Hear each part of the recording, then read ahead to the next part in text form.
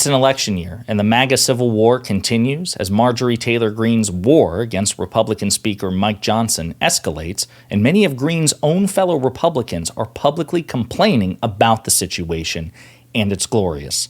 But before we unpack all that, if you end up liking this video and you want to support the channel, please be sure to hit the like, subscribe, and alert bell before you go. I'd greatly appreciate it.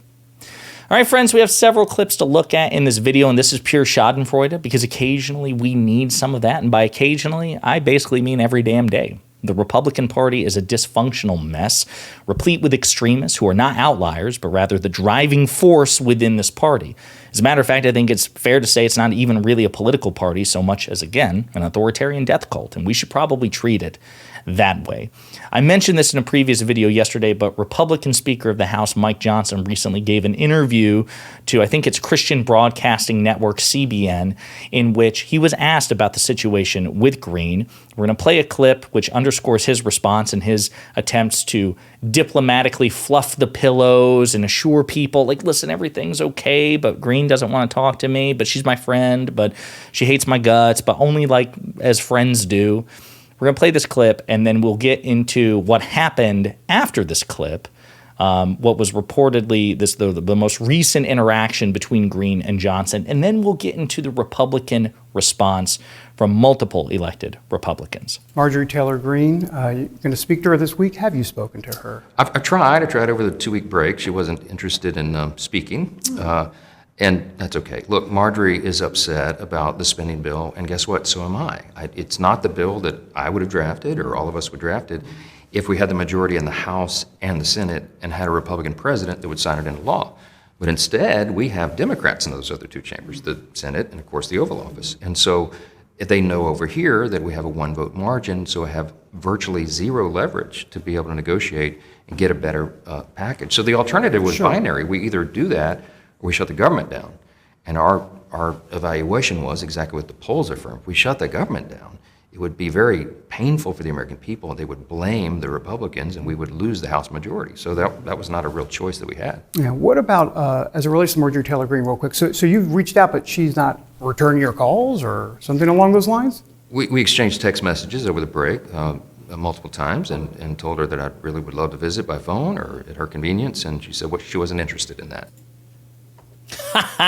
Getting shut down by your supposed BFF. Couldn't happen to a nicer guy because, of course, Mike Johnson is just the worst. Now, apparently, later on, Greene revisited her situation. She did visit with the speaker, and this is what Scott McFarlane had to say. He's a reporter. Marjorie Taylor Greene emerged after an hour-long meeting with House Speaker Mike Johnson and says she heard, quote, a lot of excuses, end quote. She said she urged Johnson not to fund Ukraine. She added that she has no timetable still for when she's moving to oust Johnson. Not exactly the meeting I'm sure he was hoping to have. And so now we get to the favorite part, my favorite part, and undoubtedly your favorite part as well of this video, a compilation of elected Republicans complaining about the situation, admitting the dysfunction within their conference, the stupidity of their conference, and basically giving President Biden's campaign and the Democratic, re-election efforts campaign, they're giving them fodder, giving them clips to make ads. So let's play some of these responses from elected Republicans and again, get into it. The frustration within the House GOP is palpable. We don't truly have a majority at this point. You have a loosely aligned coalition government right now. So that's Garrett Graves, an alleged moderate, complaining about the situation. CNN dutifully has provided more clips than that, so we're going to play again a couple more.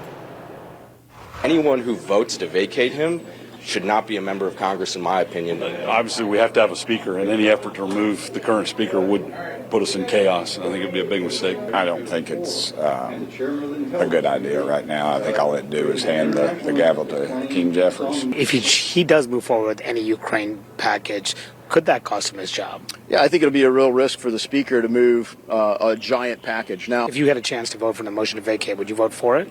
It's a hypothetical, so. May not be a hypothetical for long, and that's not exactly reassuring, I imagine, for Mike Johnson if he wants to keep his job. Folks, it's so bad that Troy Nehls, who is one of the most partisan and militant, Republicans in the House, even he is just lamenting over the state of affairs. We're dysfunctional. We are. It's somewhat embarrassing. It may bite us in the butt a little bit in November. But my focus is Donald J. Trump now because nobody can manage this conference. The Lord Jesus himself could not manage his conference.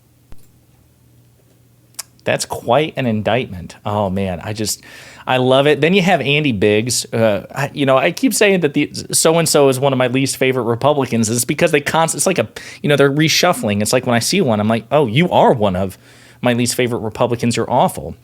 And then we move on to the next one. I'm like, yeah, but so are you.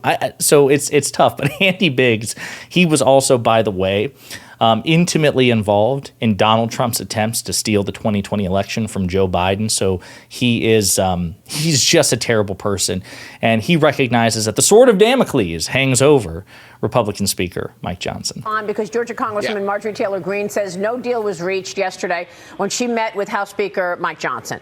The two discussed, of course, Greene's threat to oust Johnson, bring a motion to vacate. She's been outspoken about her doubts of his leadership after the consistent continuing resolutions that you all keep agreeing to. Congressman, where does this stand? Well, I think the sword hangs over Mike Johnson's neck. And I would just say yesterday's actions probably didn't win a whole lot of new advocates, unfortunately, for the Speaker. But I still certainly think there's time for him to get the ship right. I think that Representative Taylor Greene in her letter made a very compelling case. For what? Listen, I cannot emphasize this enough. I don't want Mike Johnson to succeed because he's a terrible guy. He's terrible, right? And a united, competent Republican Party, which is also as extreme as this Republican Party, would be inordinately dangerous. And they're still dangerous even in their stupidity and dysfunction. I'm not discounting them. But they're considerably less dangerous the way they are right now compared to this, if they've got their act together but still had their extreme ideology. But that said, what do you want Mike Johnson to do? What can Mike Johnson possibly do? As he's said before, as I've said before, as everybody said before, the math doesn't change. You guys have a 1-seat majority. This is the danger of extreme right-wing ideologues. They believe that they are entitled to dictate terms from their extreme, unpopular, minoritarian position onto everybody else. Not just the rest of the country, but House Democrats, Senate Democrats, Senate Republicans, and the President of the United States. I've said it before, I'll say it again. They believe they are the tail that wags the dog, and that should happen, that will happen. That's insane. It doesn't matter who you put in Mike Johnson, Greene herself. As a matter of fact, I almost think Mike Johnson, if he had any dignity, would be like, you know what, Marge, I'll tell you what. You just take the gavel. You take the gavel. And you get done what you think can get done. She would be in the same position. And let's say she made different decisions than Mike Johnson. Then the government would shut down. It's an election year. People would likely blame Republicans, and Democrats should work in overtime to make that happen. Republicans will lose the House. They'll probably lose the Senate. They'll probably lose re-election if Marjorie Taylor Greene had it her way. And maybe that would be better for the long-term prospects of the country, is to get these extreme, ridiculous weirdos out of power. Because as they themselves admit, they're dysfunctional and they can't govern because they're not equipped for it. They don't know how to govern. That's not what their entire platform is about. Their platform are to be right-wing ideological culture warriors and obstructionists, right? They don't want a functioning bike. They want to be that meme of the steel rod in the bike wheel to keep the bike that's what they want to do. And when you put them in a position to actually ride the bike, they can't do it because all they know how to do is to tip the bike over. What do you mean ride the bike? What?